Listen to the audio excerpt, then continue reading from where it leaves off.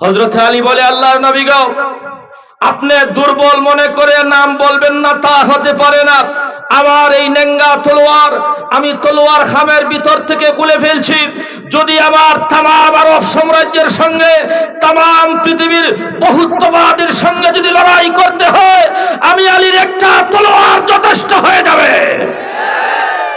আজকে কোথায় গেছে এই তলোয়ারের হুঙ্কার? আমরা তো সেই মুসলিম জাতি। আওয়াজ তুলে বলুন ঠিক না ঠিক? আমার বন্ধুগণ, আমি নওজোয়ান যুবক ভাইয়েরা সকলের পায়ে ধরে আমি ঘোষণা, উদাত্ত কণ্ঠে ঘোষণা দিয়ে যাচ্ছি।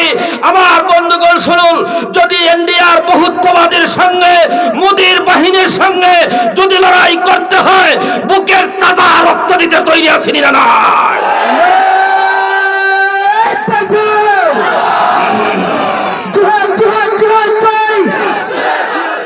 জিহাদ করে বাঁচতে চাই। সাবিলুনা সাবিলুনা আল জিহাদ আল জিহাদ তারিকুনা তারিকুনা নারায়ে তাকবীর। কোথায় আছেন আজকে মুসলমান? আমার বন্ধুগণ, যেই কথাটা আমি বলতে চাই, নবীর করে কোন চুলায় আগুন দেওয়ার মতো কোন তৌফিক ছিল না। নবীর করে 1 মাস 2 মাস চলে যাইতো। সাহাবায়ে কেরামের এই ছিল দরিদ্রতম অবস্থা। এত দরিদ্র হওয়ার পরেও রোম সম্রাট পার্সিয়ান মুলুকের রাজা দিরাস তর তর করে সাহাবীদেরকে ভয় করে কাঁপতো। আজকে আমরা কত ধনী, কত লক্ষ, কত কোটি টাকার মালিক, তারপরেও বেঈমান নাস্তিকরা আমাদেরকে ভয় করে না। আমরা বেঈমান নাস্তিকদেরকে ভয় করি। একমাত্র ভাব হলো ইমানের দুর্বলতা। ইমান তাজা করার দরকার আছে না? না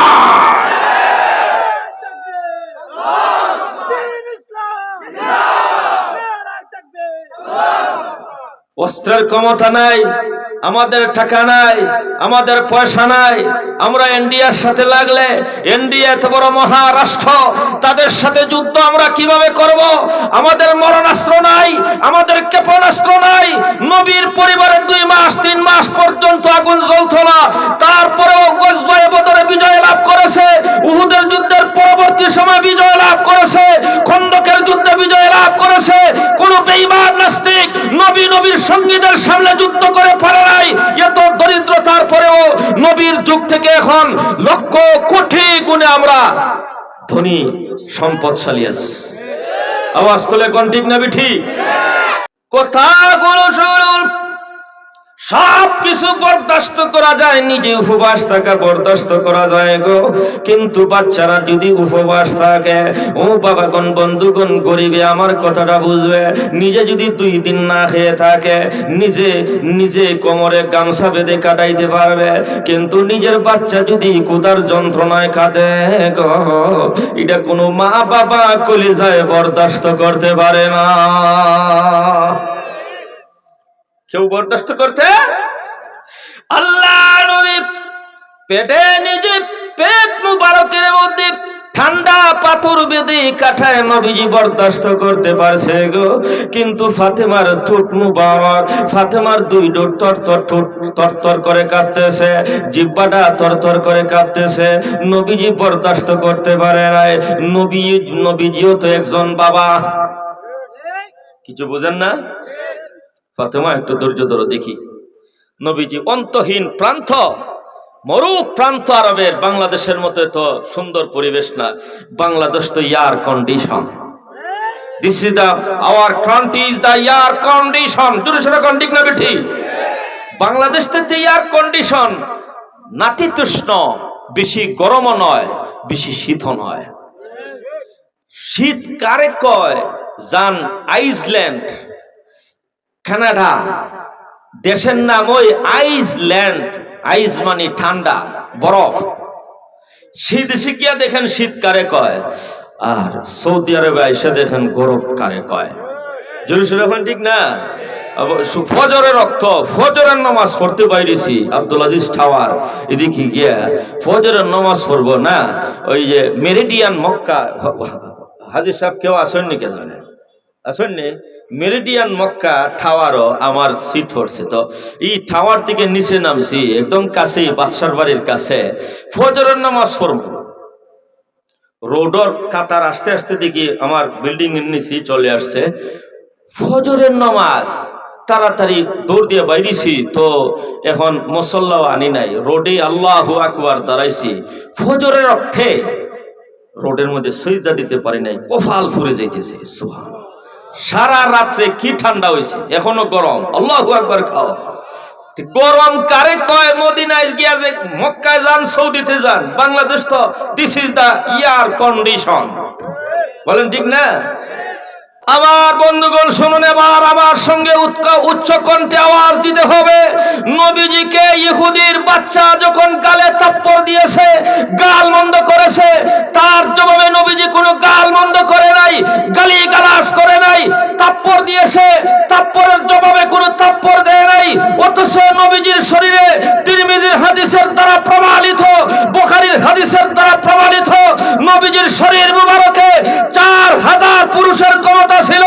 ওই নবীজি যদি ইহুদির গলা চিপে ধরতো, তোমার জন্য আমার জন্য একটা মশা মারা যতটুকু সহজ, নবীর জন্য ইহুদির বাচ্চাকে আছাড় দিয়ে মেরে ফেলা তার চাইতে বেশি সহজ।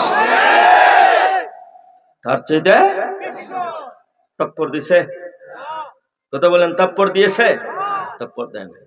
কি দোয়া করছে? সুবহানাল্লাহ, কি দোয়া করছে? আল্লাহ তুমি কি দাও? হেদায়েত দাও। হেদায়েতের দোয়া করছে।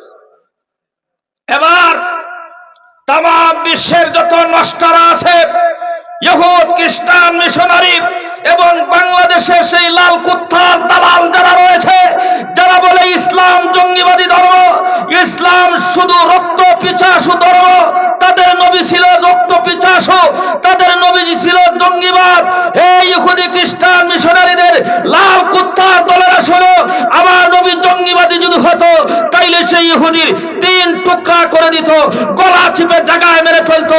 নবীজি তাকে মারে নাই, অথচ নবীজির শরীরে 4000 পুরুষের ক্ষমতা ছিল, তারপরে আঘাত না দিয়ে হেদায়েতের দোয়া করেছে। এই জন্য নবীজিকে যত পিছাসু জঙ্গিবাদী বলা যাবে না। ওই নবীজির উত্তরসূরি আলিম ওলামারা জঙ্গিবাদী রক্ত পিছাসু হতে পারে না, পারে না, পারে না।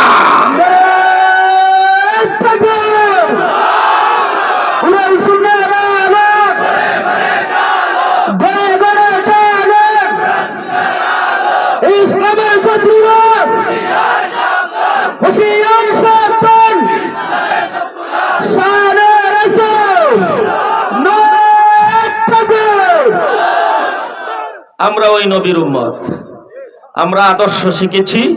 আমরা যে কোনো কথা থেকে জুতা উঠানো আর গালি দেওয়া, এটা আমাদের অভ্যাস নয়। আল্লাহর নবী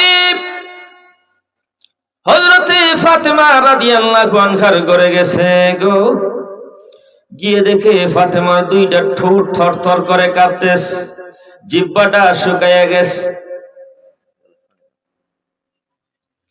ও মা ফাতেমা, শুনো, তোমার জিহ্বাটা শুকিয়ে গেছে, তোমার 2টা ঠোঁট থরথর করে কাঁপতেছে রে। ও মা, তুমি তাড়াতাড়ি বলো কিসের কারণে তোমার জিহ্বাটা শুকিয়ে গেছে, তোমার দেহটা থরথর করে তোমার শরীরটা কাঁপতেছে। ফাতেমা রাদিয়াল্লাহু আনহা ডাক দিয়া বলে, ওগো আমার আব্বা জান, শুনুন, ওগো রাহমাতুল লিল আলামিন, আজকে 3 দিন পর্যন্ত আমার ঘরের ভিতরে, আমার উন্দালের মধ্যে, আমার উনুনের মধ্যে, আমার সোলার মধ্যে আজকে 3 রাত চলে গেল, 3 দিন চলে গেল গো। ওগো আমার আব্বা জান, আমার চুলার মধ্যে আগুন জ্বালানোর তৌফিক হয় নাই।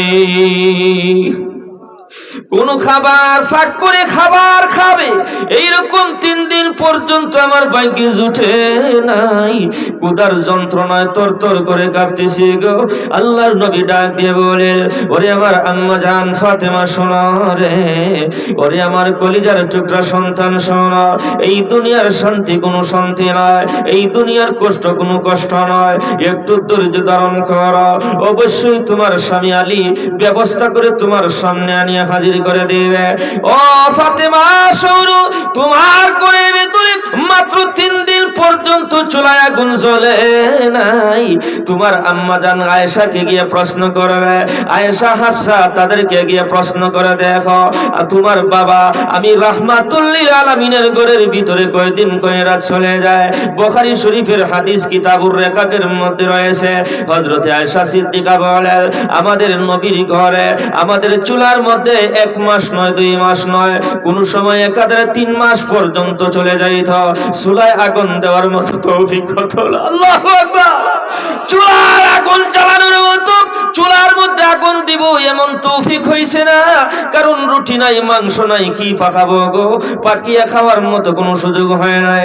তখন রাবি হাদিস হযরত উরওয়া প্রশ্ন করতেছেন, ওগো আয়েশা, ওগো নবীর স্ত্রী গো, ওগো আমার খালাজান। হযরত আয়েশাকে ডাক দিয়ে বলে, ওগো আমার খালাজান, আপনারা কি খেয়ে দিন আতিফাত করতেন?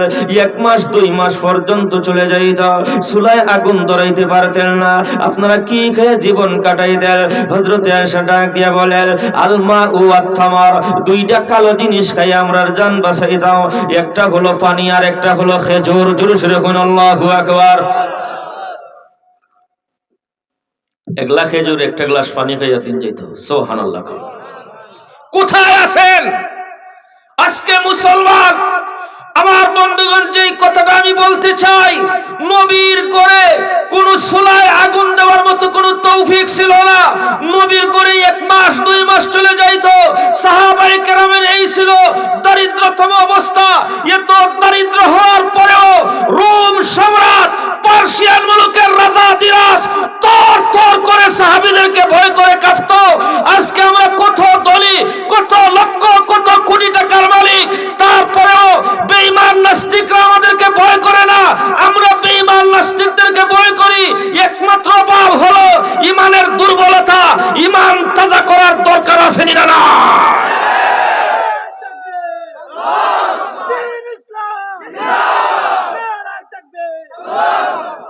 অস্ত্রের ক্ষমতা নাই, আমাদের টাকা নাই, আমাদের পয়সা নাই, আমরা ইন্ডিয়ার সাথে লাগলে, ইন্ডিয়া এত বড় মহারাষ্ট্র, তাদের সাথে যুদ্ধ আমরা কিভাবে করব? আমাদের মরণাস্ত্র নাই, আমাদের ক্ষেপণাস্ত্র নাই। নবীর পরিবারে 2 মাস 3 মাস পর্যন্ত আগুন জ্বলত না, তারপরেও গজওয়ে বদরে বিজয় লাভ করেছে, উহুদের যুদ্ধের পরবর্তী সময় বিজয় লাভ করেছে, খন্দকের যুদ্ধে বিজয় লাভ করেছে। কোন বেঈমান নাস্তিক নবীর সঙ্গীদের সামনে যুদ্ধ করে পারে নাই। এত দরিদ্রতার পরেও নবীর যুগ থেকে এখন লক্ষ কোটি গুণে আমরা ধনী সম্পদশালী আছি। আওয়াজ তুলে কোন ঠিক না ঠিক? ফাতেমা, একটু ধৈর্য ধরো, তোমার বাবা তো ফেটে পাথর বাঁধে। সুবহানাল্লাহ। তুমি তো পাথর বাঁধো নাই, তোমার বাবা তো পাথরও বাঁধে মাঝে মাঝে। জোরে সোরে কোন আল্লাহ। কথাগুলো শুনুন, সব কিছু বরদাস্ত করা যায়, নিজে উপবাস থাকা বরদাস্ত করা যায় গো, কিন্তু বাচ্চারা যদি উপবাস থাকে, ও বাবাগণ বন্ধুগণ, গরিবে আমার কথাটা বুঝবে, নিজে যদি 2 দিন না খেয়ে থাকে, নিজে কোমরে গামছা বেঁধে কাটাইতে পারবে, কিন্তু নিজের বাচ্চা যদি ক্ষুধার যন্ত্রণায় কাঁদে গো, এটা কোনো মা বাবা কলিজায় বরদাস্ত করতে পারে না। কেউ বরদাস্ত করতে? আল্লাহ নবী পেটে নিজে পেট মুবারকের মধ্যে ঠান্ডা পাথর বেঁধে কাঠায় নবীজি বরদাস্ত করতে পারছে গো, কিন্তু ফাতেমার ঠোঁট মুবারক, ফাতেমার 2 ডোর তরতর করে কাঁপতেছে, জিহ্বাটা তরতর করে কাঁপতেছে, নবীজি বরদাস্ত করতে পারে নাই। নবীজিও তো একজন বাবা, কিছু বুঝেন না? ফাতেমা, একটু ধৈর্য ধরো দেখি। নবীজি অন্তহীন প্রান্ত, মরু প্রান্ত আরবের, বাংলাদেশের মতো তো সুন্দর পরিবেশ না। বাংলাদেশ তো air condition. This is the our country is the air condition. জোরে সোরে কোন ঠিক না বেঠি? বাংলাদেশ তো এয়ার কন্ডিশন, নাতিতুষ্ণ, বেশি গরমও নয়, বেশি শীতও নয়। শীত কারে কয়? জান আইসল্যান্ড, কানাডা, দেশের নাম ওই আইসল্যান্ড। আইস মানে ঠান্ডা, বরফ। সেই দেশে গিয়া দেখেন শীত কারে কয়, আর সৌদি আরবে এসে দেখেন গরম কারে কয়। জোরে এখন ঠিক না?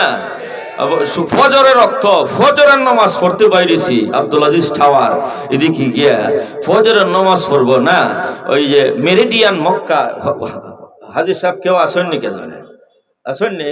মেরিডিয়ান মক্কা টাওয়ারও আমার সিট পড়ছে, তো এই টাওয়ার থেকে নিচে নামছি একদম কাছে, বাদশার বাড়ির কাছে, ফজরের নামাজ পড়বো। রোডর কাতার আসতে আসতে দেখি আমার বিল্ডিং এর নিচে চলে আসছে ফজরের নামাজ।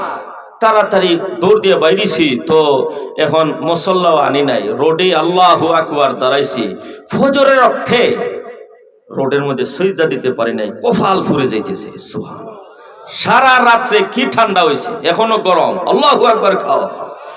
গরম কারে কয়? মদিনায় গিয়া যে মক্কায় যান, সৌদিতে যান, বাংলাদেশ তো this is the air condition, বলেন ঠিক না? আল্লাহ নবী ওই এত উত্তপ্ত দেশের ভিতরে অন্তহীন প্রান্ত মরুভূমির মাঝখানে আল্লাহর নবী দৌড়াইতেছেন, হাঁটতেছেন। হায়রে, কোনো টাকা উপার্জন করা যায় কিনা, কোনো খাবার দ্রব্য উপার্জন করে আমার মেয়েটা আজকে 3 দিন পর্যন্ত পেটে কোনো খাবার নাই, ক্ষুধার যন্ত্রণায় থর থর থর থর করে কাঁদতেছে। আল্লাহ নবী গিয়ে দেখুন বিরাট বড় একটা সুন্দর খেজুরের বাগান। ওই খেজুরের বাগানের মালিক কোনো মুসলমান নয়, একজন ইহুদি বাগানের মধ্যে পরিচর্যার কাজ করে। আল্লাহর নবী ইহুদিকে ডাক দিয়ে বলেন, ও ইহুদি ভাই, আমার কলিজার টুকরা সন্তান ফাতেমা বড় ক্ষুধার্ত অবস্থায় আছে, আমি তোমার বাগানে কিছু সময় কাজ করতেও তৈরি আছি, তুমি কি দিবে বেতন নির্ধারণ করে দাও, আমি তোমার বাগানের মধ্যে কিছু সময় তোমার কাজের মধ্যে সহায়তা করব, আমি তোমার বাগানের মধ্যে কিছু সময় কাজ করব গো। ইহুদি ডাক দিয়ে বলতেছে, হে আব্দুল্লাহর ছেলে মুহাম্মদ, চিৎকার দিয়ে কোন নাউজুবিল্লাহ। তারা এইভাবে নবীজির ডাক, হে আব্দুল্লাহর ছেলে, শুরু আমার বাগানের ভিতরে একটা কুয়া আছে, সেই কুফের নলকুফের একটা কুয়া আছে, গভীর একটা কুয়া, কূপ। এই কূপের ভিতর থেকে বালতি দিয়ে পানি টান দিয়ে তুলবে রে, খেজুর গাছের গোড়ায় গোড়ায় ঢেলে দিবে। এক একটা বালতি যখন উঠাবে, এক একটা বালতির বিনিময়ে তোমাকে গাছের 3টা খেজুর দিব রে, এক একটা বালতির বিনিময়ে বেতন দিব 3টা গাছের 3টা খেজুর, গাছের গাছ ফাটনা 3টা খেজুর দিব, এটাই বেতন। নবীজি বল, ঠিক আছে দাও, কিছু সময় আমার মেয়েটার মুখে নিয়ে কয়েকটা খেজুর ওই দিই। সুবহানাল্লাহ, কলজাটা ছিঁড়া জায়গা না, মাথা না দেখে এরা দেখ, বলতে দে, পানি উঠেছে 1 2 3 4 5 6 7 8 9 বালতি উঠানোর পর রশি ছিঁড়ে গেছে। নবীজি তো আমরা দেশের খামলারা মালিকের সামনে এক জাত কাম করে, মালিক করলে আরেক জাত, মাথা না তো কাজ অন্যের কাজ করলে। নবী তো বালতি উঠাইতেছে একবারে ফুল বইরা, আর বালতি ছিঁড়ে গেছে, বালতি ছিঁড়ে কুয়ার গভীরে আটকে গেছে। এমনি গাল মন্দ ইচ্ছা মতো নবীজিকে বেয়াদবি করছে, চিৎকার দিয়ে বলুন নাউজুবিল্লাহ। শুধু ঠাই নয়, নবীজির গাল মুবারকে থাপ্পড় কষাইয়া দিছে, নাউজুবিল্লাহ। নবী আলাইহিস সালাম বলে, তোমার রশি তো আমি দাঁত দিয়ে কামড়াইয়াছিনি নাই মিয়া, আমার সঙ্গে তুমি কঠিন বেয়াদবি করেছ। তোমার বাগানে কাজ যা করার করছি, 9 বালতি পানি উঠাইছি, 3 নং 27টা খেজুর হয়েছে, বেতন দাও, বেতন দাও। আর তোমার জন্য দোয়া করে দিলাম, আল্লাহ যেন তোমাকে হেদায়েত দান করে দেয়। এটাই আমার আলোচনার বিষয়। ইন্নাকা লাআলা খুলুকিন আযীম।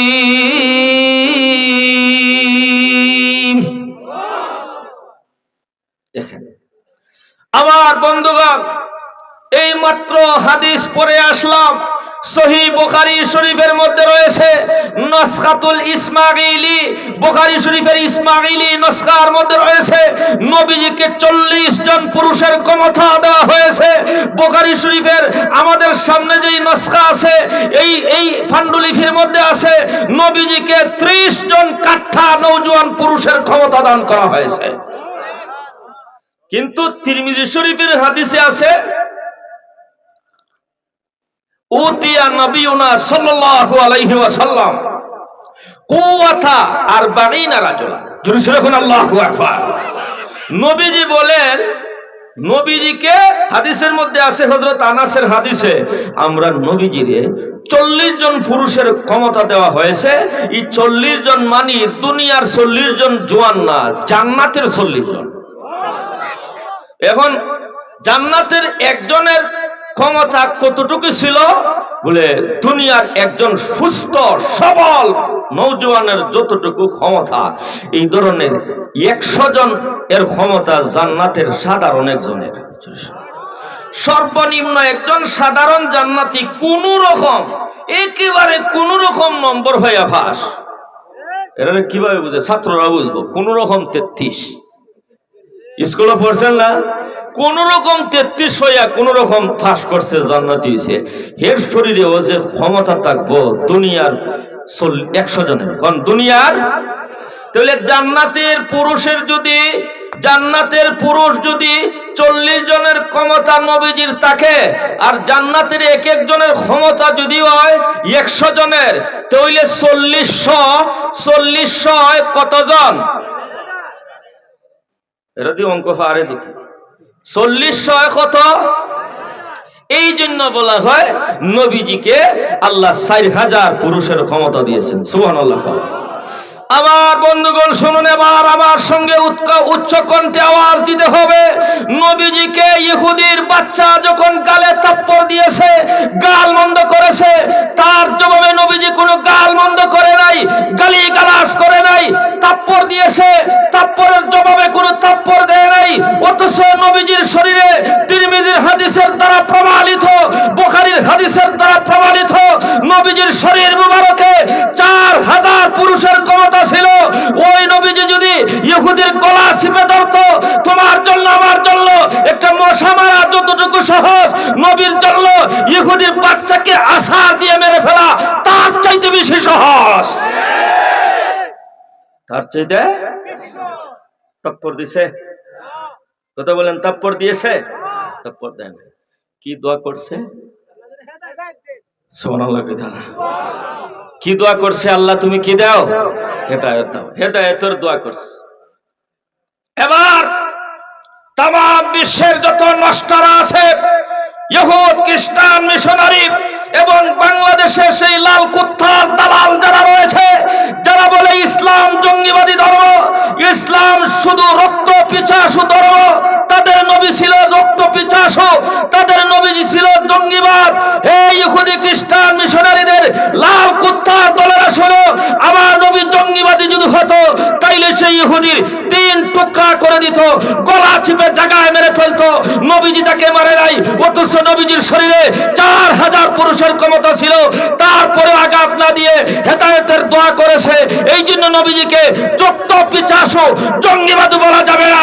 ওই নবীজির উত্তরসূরি আলিম ওলামারা জঙ্গিবাদী রক্ত পিপাসু হতে পারে না, পারে না, পারে না।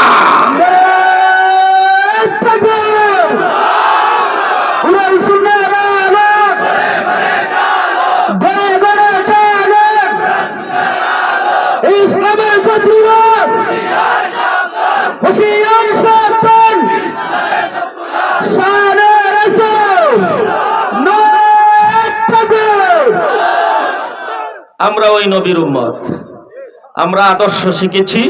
আমরা যে কোনো কথা থেকে জুতা উঠানো আর গালি দেওয়া, এটা আমাদের অভ্যাস না হয়। শুনুন, সামনের দিকে আসে। নবীজির গালে থাপ্পড় দিয়েছে। নবীজির চেহারা ছিল আকাশের চাঁদের চাইতে বেশি সুন্দর, চকচক করত। সুবহানাল্লাহ।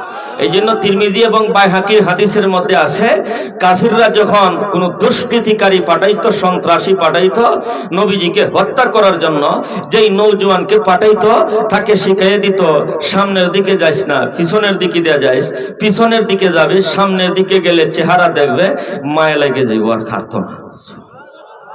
এত সুন্দর ছিলেন নবীজি। ওই সুন্দর চেহারার মধ্যে যখন নবীজির সৌন্দর্য কইতে গেলে 1 রাইতের দরকার, এদিকে আর আগাইতেছি না, থাপ্পড় দিছে, গাল মোবারকের মধ্যে একটু ছাপ পড়ে গেছে, কালো কালো দেখা যায়। ইন্না লিল্লাহি। নবীজি খেজুর নিয়া ফাতেমার হাতে দিলেন। ফাতেমা খুশি হইয়া ক্ষুধার্ত অবস্থায় খাইতেছে। হঠাৎ করে আল্লাহ নবীজির চেহারা, গাল মুবারক এত সুন্দর ঠক ঠক ঠক ঠক করে, ওই নবীজির গাল মুবারকের মধ্যে সজুরে ইহুদি তাপ্পর দিয়েছে, একটু হালকা চাপ দেখা যায়। ফাতেমা রাদিয়াল্লাহু আনহা চিৎকার দিয়ে বলে, ওগো আমার আব্বাজান, আপনার সঙ্গে কে বিয়াদবি করেছে? আপনার গালের মধ্যে কেন কালো দাগ দেখা যায়? তাড়াতাড়ি বলুন। নবীজি কোনো উত্তর দেয় না। হযরতে ফাতেমা চিৎকার দিয়ে কাঁদতেছে। কান্নার আওয়াজ শুনে হযরতে আলী কোথায় বাহিরে ছিল, চিৎকার দিয়ে ঘরে ঢুকছে। ফাতেমা, তোমাকে কে কি করলো? তুমি কেন কাঁদতেছো? হযরতে ফাতেমা বলে, কেন কাঁদতেছি? আব্বাজানের চেহারার দিকে চেয়ে দেখুন। হযরতে আলী চেয়ে দেখে নবীজির গালের মধ্যে কি যেন দাগ দেখা যায়। তার নাম হলো হযরতে আলী, সুবহানাল্লাহ, যার উপাধি হলো আসাদুল্লাহিল গালিব। আল্লাহু আকবার। খাও। আসাদুল্লাহ, আল্লাহর সিংহ। জোরে সোরে বলেন আল্লাহু আকবার। আল গালিব, পরাজিত নয়, বিজয়ী। সুবহানাল্লাহ কইবেন না? যাকে বিজয়ী সিংহ লকব আল্লাহ রাসূল দিয়েছেন, ওই আলীর জীবনে কোনো দিন কোনো যুদ্ধে হার মানে নাই। সুবহানাল্লাহ। হযরতে আলীর বীরত্ব কাহিনী কইতে গেল আরো একটা ঘন্টার দরকার। এইদিকে আমি গেল হেরে যাব, আমার মূল কথা কইতে পারবো না। সামনের দিকে আসে। হযরতে আলী ঢুকে ওই নবীজিকে বলতেছে, ইয়া রাসূলুল্লাহ, ইয়া হাবিবাল্লাহ। ফাতেমা আমার চিৎকার দিয়ে কাঁদতেছে। ঘটনা আমি যা বুঝার বুঝে ফেলছি। সত্যই তো দেখতেছি আপনার গাল মুবারকে কিসের আঘাত দেখা যায়। আল্লাহ নবীজিকে তাড়াতাড়ি বলে দিল, কে আপনাকে আঘাত দিয়েছে? 3.5 হাত লম্বা সাদা তলোয়ার কাঁধের মধ্যে ঝুলিয়ে বলতেছে, তাড়াতাড়ি কোন বেঈমান নাস্তিক আপনার গালে আঘাত দিয়েছে, নাম ঠিকানা বলে দেন। 1 মিনিটের ভিতরে থাকে তার কল্লা জাহান্নামে পৌঁছাইয়া দিব। হযরতে আলী রাদিয়াল্লাহু তাআলা আনহু যখন এই কথা বলছে, হুজুর আইছেন নাকি? আপনাদের অতিথি চলে আসছেন নাকি? না, কই এখানে আইছেন? এটা কই? এটা কইতা এখানে আইলে তো আমি শেষ করে দিতাম। মা, এটা ঠিক না। আইছেন তাই না, হনা আছেন, এখানে তো নাই। কথা বলেন। এখন শোনা, নবীজি গো, নাম ঠিকানাটা বলে দেন। আল্লাহর নবী বলে, আলী, আঘাত আমাকে একজনে দিয়েছে, তবে নাম ঠিকানা বলতে পারতেছি না। জোরে সোরে কোন আল্লাহু আকবার। কেন বলবেন না? হযরতে আলী বলে, আল্লাহর নবী গো, আপনি দুর্বল মনে করে নাম বলবেন না, তা হতে পারে না। আমার এই নেঙ্গা তলোয়ার, আমি তলোয়ার খামের ভিতর থেকে খুলে ফেলছি। যদি আমার তাম আরব সাম্রাজ্যের সঙ্গে, তাম পৃথিবীর বহুত্ববাদের সঙ্গে যদি লড়াই করতে হয়, আমি আলীর একটা তলোয়ার যথেষ্ট হয়ে যাবে। আজকে কোথায় গেছে এই তলোয়ারের হুঙ্কার? আমরা তো সেই মুসলিম জাতি। আওয়াজ তুলে বলুন, ঠিক না ঠিক? আমার বন্ধুগণ, আমি নওজোয়ান যুবক ভাইয়েরা সকলের পায়ে ধরে আমি ঘোষণা, উদাত্ত কণ্ঠে ঘোষণা দিয়ে যাচ্ছি। আমার বন্ধুগণ শুনুন, যদি ইন্ডিয়ার বহুত্ববাদের সঙ্গে, মোদির বাহিনীর সঙ্গে যদি লড়াই করতে হয়, বুকের তাজা রক্ত দিতে তৈরি আছি না? না,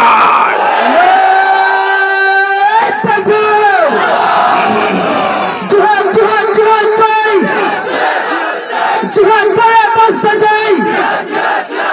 সাবিলুনা সাবিলুনা, আল জিহাদ আল জিহাদ, তারিকুনা তারিকুনা, নারায়ে তাকবীর। না, নাম ঠিকানা বলবো না। কেন বলবেন না? নবী বলেন, শোনো, নামটা বলতেছি না, একটা কারণ কোরআনে আছে। ওয়ামা আরসালনাকা ইল্লা রাহমাতাল লিল আলামিন। আল্লাহু আকবার। ওয়ালি শুনো, আল্লাহ রাব্বুল আলামিন तमाम পৃথিবীতে যত নবী পাঠাইছেন, আর কোন নবীজিকে রাহমাতুল লিল আলামিন বলে নাই রে। तमाम পৃথিবীর ভিতরে আদম থেকে ঈসা নবী পর্যন্ত আর কোন নবীকে রাহমাতুল লিল আলামিন বলে নাই, দয়ার সাগর লকব দেয় নাই। একমাত্র দয়ার সাগর আমি বিশ্ব নবীজিকে আল্লাহ বলেছেন দয়ার সাগরের কাজ কল্লা উড়াইয়া দেওয়া নয়, দয়ার সাগরের কাজ শুধুমাত্র কাফিরের কল্লা উড়াইয়া দেওয়া নয়, শুধুমাত্র কাফিরের কল্লা সিনে সিনে উড়াইয়া দেওয়া নয়। দয়ার সাগরের কাজ হলো কলিমা পড়াইয়া মুসলমান বানাইয়া চিরস্থায়ী জান্নাতের মালিক বানাইয়া দিবে। দয়ার সাগরের কাজ খালি কল্লা কাটা নয়। নবীজি বলেন 1000 কাফিরের কল্লা কাইটে আসো আর একটা কাফিরের কলিমা পড়াইয়া আসো, আমার কাছে একটা কাফিরকে কলিমা পড়ানো 1000 কাফিরের কল্লা কাটার চাইতে উত্তম। সুবহানাল্লাহ। নবীজি আলী কয় ফাইলায়নি, তারপর দিছে বিয়াদবি করছে, আমি কল্লা কাটতাম, উনি আমাকে অনুমতি দিচ্ছেন না, তো কি করি? হযরত আলী রাদিয়াল্লাহু আনহু কিছু বুঝে উঠতে পারতেছেন না। হঠাৎ করে দেখা গেল বাড়ির পাশ দিয়ে চিৎকার দিয়ে কলিমার আওয়াজ, লা ইলাহা ইল্লাল্লাহু মুহাম্মাদুর রাসূলুল্লাহ। নবী ডাক দিয়ে কয়, আলী যার কল্লা ফালাইবা আইছে। ইতার নাম সুবহানাল্লাহ, জোরে সুরে খাও। যেটার কল্লা ফালাইতা সেটা তো চলে আসছে। আলী কয় এটা নিচেই চাচা, এটার কল্লা কাটতে যেতে এটাই আপনাকে বেয়াদবি করছে। নবীজি বলেন হ্যাঁ, এখন তুমি তাকে জেনতেন কথা বলতে পারবে না, সেও তোমার মতো জান্নাতি হয়ে গেছে। সুবহানাল্লাহ। আয়েশা ওই নবীজির কদমে পড়ছে, ইয়া রাসূলুল্লাহ, ইয়া হাবিবাল্লাহ, আল্লাহর নবী গো, আপনার গালে থাপ্পড় দিয়েছি, ওগো নবীজি কালিমা পড়ে মুসলমান হয়ে গেছি গো, আল্লাহ রাব্বুল আলামিন আমাকে ক্ষমা করবি। আল্লাহর নবী বলেন আল ইসলামু ইয়াহদিমু মা কানা কাবলাহু। ওরে ব্যক্তি শোনা, এই কালিমা পাঠ করেছো, কালিমার এত পাওয়ার, জীবনের পিছনের সকল গুনাহ তোমার ক্ষমা হয়ে গেছে। নবী গো, আমার মনে সন্দেহ, থাপ্পড় দিতে ইসলাম এটাও কি ক্ষমা হবে? নবীজি বলেন এটাও ক্ষমা হয়ে গেছে। সুবহানাল্লাহ। এখন কবজার মধ্যে হাত কাটা, জোরে সরে বলেন কবজার মধ্যে কি?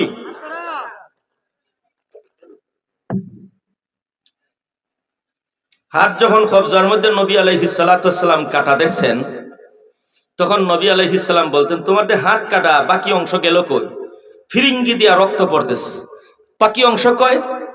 সুবহানাল্লাহ। কয় ডাক দিয়া কয়, ওগো নবীজি শুরু, আপনার গালে থাপ্পড় দেওয়ার পরে গো আমার হাতে কঠিন বেদনা শুরু হয়ে গেছে। আমি তাড়াতাড়ি আমাদের ইহুদি ধর্মের বড় পণ্ডিত উনার সামনে গেলাম, গিয়ে বললাম মুহাম্মদ নামে যেই ব্যক্তি নবুয়তের দাবি করেছে তার গালে আমি থাপ্পড় দিয়েছিলাম গো, আমার হাতের মধ্যে প্রচন্ড ব্যথা শুরু হয়ে গেছে, আমি আমার কলিজায় বরদাস্ত করতে পারতেছে না, এত কঠিন ব্যথা শুরু হয়ে গেছে। ওই ইহুদি পত্রের বড় পণ্ডিত আলিম ডাক দিয়ে বলতেছে, ও বাবা স্বরূপ, যার গালে আঘাত দিয়েছো, যার গালে তুমি থাপ্পড় দিয়েছ, অবশ্যই তিনি একজন সত্য নবী রে, তার গালে আঘাত দিয়েছো। এই ব্যথা তামাম পৃথিবীর সকল মেডিসিন দিয়ে চিকিৎসা করতে পারো, এই ব্যথা তোমার কোনোদিন দূর হবে না। উনি যদি ক্ষমা করে দেয় একমাত্র তুমি সুস্থ হইতে পারবে। এমনি হাতটা কবজির মধ্যে তলোয়ার দিয়ে কেটে ফেলছি, একটা কূপ দিছি, দুই হাতটা অর্ধেক হয়ে গেছে, পরে গেছে। এখন দেখি বেদনা আসিল কবজার মধ্যে, আইসে কোনরির মধ্যে। সুবহানাল্লাহ, চিৎকার দিয়ে কইতাম না। আবার গেছে, ওগো নবীজি, আবার দৌড়ে গেলাম সেই ইহুদি পণ্ডিতের বাড়িতে, আবার সেই আমাদের ইহুদি ধর্মের সবচেয়ে বড় আলেম গুরু ঠাকুর রাহিব ফাদরির বাড়িতে গেলাম, গিয়া বললাম ওগো ফাদরি বাবু, আমার হাতের কবজার মধ্যে বেদনা ছিল গো, আমি কবজা পর্যন্ত হাত কেটে দিলাম, এখন তো বেদনা কোনর মধ্যে, হাতের কোনর মধ্যে করতেছে, কোনির মধ্যে বেদনা করতেছে, এখন কি করা যায়? এমনি ইহুদি ফাদরি ডাক দিয়ে বলে, ও বাবা শুরু, এত বড় যুক্তিবাদী তোমাকে কোন জিনিস বানাইলো? কোন জিনিসে তোমাকে এত বড় যুক্তিবাদী বানায়? একজন নবীর গালে তুমি থাপ্পড় দিয়েছো, হাত কবজির মধ্যে কেটে দিয়েছো, মনে করছো বেদনার অংশ তুমি কেটে ফেলছো। এখন বেদনা কোনের মধ্যে করবে, কোনের মধ্যে যদি তোমার হাত কেটে দাও বগলের মধ্যে করবে, বগল পর্যন্ত যদি হাত কাটে দাও কলিজার মধ্যে করবে। কলিজা কাটতে পারো, বেদনা কোনোদিন তোমার শরীর ছেড়ে যাবে না। এত প্রচন্ড ব্যথা আল্লাহর নবী গো, আর যা বুঝার বুঝে ফেলছি। আমার অন্তরে সাক্ষী দিল আপনি একজন সত্য নবী, আমার ইহুদি ধর্মের সবচেয়ে বড় আলেম। একজন পাদ্রী বলতেছে আপনি একজন সত্য নবী। আর দেরি করলাম না, এমনি পড়লাম লা ইলাহা ইল্লাল্লাহ মুহাম্মাদুর রাসূলুল্লাহ। আল্লাহ নবী ডাক দিয়ে বলেন, তোমার কর্তৃত হাত তুমি কোন জায়গায় কেটে ফেলছো রে? 1 মিনিটের 2 মিনিটের মধ্যে শেষ করতেছি, একটু দাঁড়ান। ও বাবাগণ, বন্ধুগণ, আমার নবী ডাক দিয়ে বলে, হাতের কাটা অংশ তুমি কোন জায়গায় ফেলছো? আল্লাহ নবী গো, যেই জায়গায় আপনাকে থাপ্পড় দিয়েছি ওই জায়গায় কেটে ফেলছি। যেই হাতের মাধ্যমে আল্লাহ নবীর সঙ্গে বিয়াদবি করেছি, ওই হাত আমার শরীরের সঙ্গে আমি রাখতে চাই না। এটা কুত্তায় খাবে, শিয়ালে খাবে, এটা কুকুর ছাগল কুকুর বিড়ালে খাবে। এই হাত আমার শরীরের সাথে রাখতে চাই না। আমার নবী দয়াল নবী, দয়ার সাগর বিশ্ব নবী ডাক দিয়ে বলেন, তোমার যদিও কোনো প্রয়োজন হয় না, তোমার হাতের কাটা অংশ আমার বড় প্রয়োজন আছে রে। এখন তুমি মুসলমান হয়েছ, এক হাত দিয়ে তলোয়ার চালাইতে হবে, আরেক হাত দিয়ে বেঈমান নাস্তিকের আক্রমণ ফিরাইতে হবে। তোমার হাত অবশ্যই প্রয়োজন আছে, জুড়ে এখন আসেনি না নাই? হাত কাটা হাত দিয়ে তুমি জিহাদ করতে পারবে না। এমনি ইহুদি কিছু বুঝে উঠতে পারলো না, নতুন মুসলমান নব মুসলিম কিছু বুঝে না বুঝে ওই কুয়ার ফারে দৌড় দিয়ে গেল। যেই কবজির মধ্যে কাটা হাতটা ছিল, কবজি পর্যন্ত কাটা, এই কাটা হাত বিশ্ব নবীর সামনে নিয়ে হাজির হয়ে গেল। আল্লাহ নবী ডাক দিয়ে বলেন, তাড়াতাড়ি তোমার সেই কাটা হাত দিয়ে দাও। আমার নবীজি কবজির সঙ্গে এই পারে সেই পারে লাগাইয়া মুখমণ্ডল থেকে তুতু মুবারক একটু যখন দিয়া যখন মালিশ করে দিলেন, মাসে করে দিলেন, চোখের পলকের সাথে সেই হাত জোড়া লাইগা গেছে। আমার বন্ধুগণ শুনুন, আল্লাহর কসম দিয়ে বলতেছি, নবীজির থুথু মুবারক, নবীজির মুখের থুথু মুবারকের মধ্যে আল্লাহ এমন অ্যান্টিবায়োটিক দিয়েছিলেন, কিয়ামতের আগ পর্যন্ত কোনো চিকিৎসা বিজ্ঞান এমন কোন অ্যান্টিবায়োটিক মেডিসিন আবিষ্কার করতে পারবে না, যেই অ্যান্টিবায়োটিক নবীজির থুথু মুবারকের মধ্যে আল্লাহ দিয়েছিলেন। এক ফলকের মধ্যে চামড়া চামড়ার সাথে, রগ রগের সাথে, হাড্ডি হাড্ডির সাথে জোড়া লাগানো। এক ফলকে কেমন পর্যন্ত এমন মেডিসিন থিওরি আবিষ্কার হবে না, কিন্তু নবীজির থুথুর খাতিরে 1 মিনিটের মধ্যে চামড়া চামড়ার সাথে, রগ রগের সাথে, হাড্ডি হাড্ডির সাথে জোড়া লাগছে। চিৎকার দিয়ে এখন সুবহানাল্লাহ। আল্লাহ পাক রব্বুল ইজ্জত সেই নবীর দ্বীন মজবুত করে, সুন্নাহ মজবুত করে, সুখে দুঃখে ধনী গরিব সবাই, সুখী দুঃখী সবাই নবীজির সুন্নাত সমুন্নত রেখে বেঈমান নাস্তিকদের মোকাবেলায় শক্তি অর্জন করার তৌফিক দান করুন। সবাই বলেন আমিন। ওয়া আখিরু দাওয়ানা।